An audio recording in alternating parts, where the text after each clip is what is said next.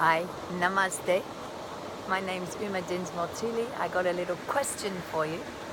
If you're a woman who's practicing yoga and you have a coil or an interuterine device, sometimes called in Italian, they call it a spirale. It could be the marina coil, it could be other forms of coil. It's basically a spiral that's inserted into the uterus for contraceptive purposes.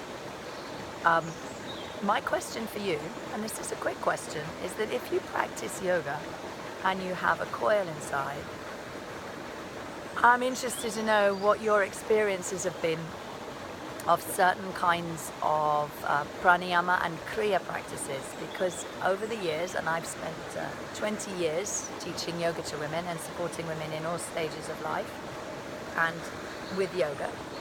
And over the years, I've heard many reports of discomfort or the relocation of the coils, that they get moved or that they become very difficult to remove.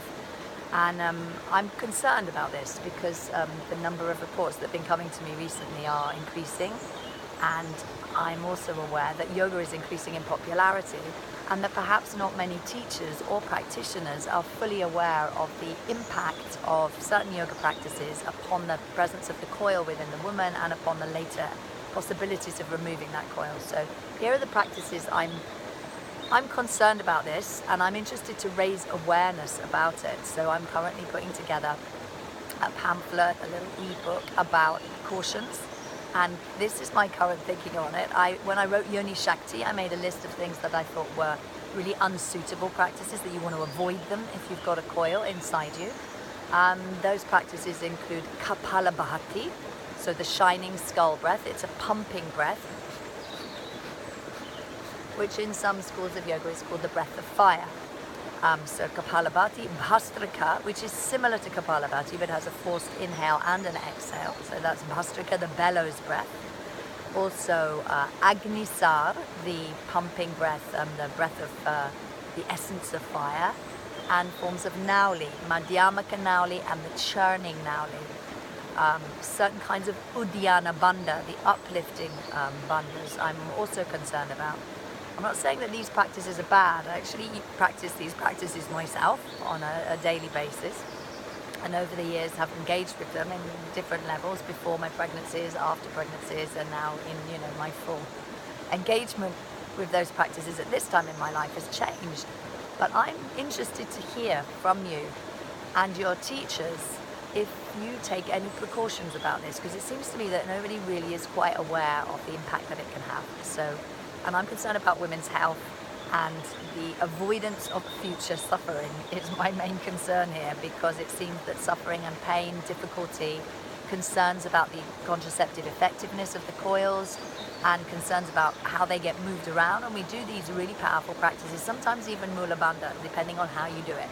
So here's the list of practices, and please can you get in touch with me if you've had any experiences around these practices and their impact upon you as a woman with a coil within your uterus. So Kapalabhati, or breath of fire, Bhastrika, bellows breath, Uddiyana Bandha, the uplifting breath, Agnisar Kriya, and also certain kinds of Mula Bandha and Nauli. So Madhyamaka Nauli, churning Nauli, or just isolating Nauli. So if you're familiar with these practices, or you're a teacher that teaches them, what precautions do you give to women who have coils within them? I'd say we actually need to be fairly concerned about this, because what I've observed is that sometimes the coils can get moved, sometimes they can get moved into difficult places to remove them, and sometimes it becomes quite apparent when you try to remove them that actually they've got really rather wedged inside the wall of the uterus, which is a painful and difficult thing for the women who wants to have the coils removed. I'm also interested if anybody has information about how this might affect the effectiveness of the coil, and I do know stories of babies who were born with their mother's coil firmly in their fist. So yeah, all things related to yoga and the presence of the coil, I'd be glad to have information. And in the meantime, if I'm talking to you and you're a woman with a coil in, I would say, in the meantime, until we get further information, I would just avoid all of those practices. Yeah, I'd avoid the whole lot of them, because actually we have no real sense of exactly what can happen, and the information that's coming through is that it isn't good.